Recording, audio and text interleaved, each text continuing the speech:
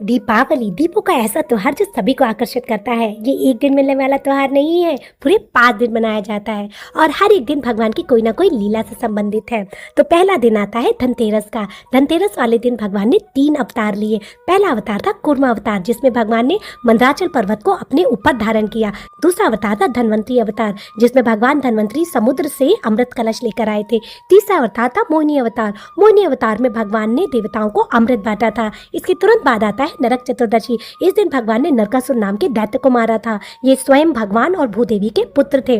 इसी दिन भगवान ने मूरा नाम के राक्षस को मारा, इसलिए भगवान का नाम मुरारी भी पड़ा। इसी दिन भगवान ने 16,000 राजकुमारियों से विवाह किया था, क्योंकि उनसे विवाह करने वाला कोई ना था, इसलिए भगवान भक्त वत्सल भी कहलाए जाते हैं। इससे अगला दिन आता है दीपावली। दीपावली वाले दिन भगवान राम 14 वर्ष का वनवास काटकर अयोध्या वापस आए थे और इसी दिन सारे अयोध्या वासियों ने उनका स्वागत दीप जलाकर किया था।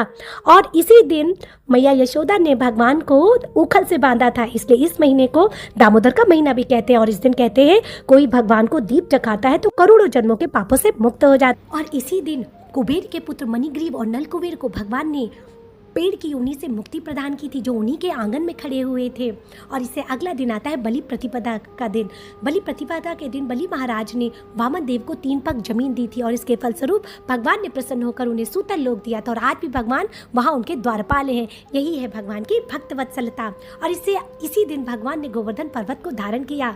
भगवान उस समय सिर्फ 7 वर्ष के थे और आज भी ये त्यौहार धूमधाम से पूरे वृंदावन में, पूरे भारत में मनाया जाता है।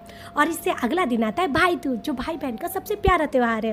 ये त्यौहार संबंधित है यमुना जी से और यमराज जी से।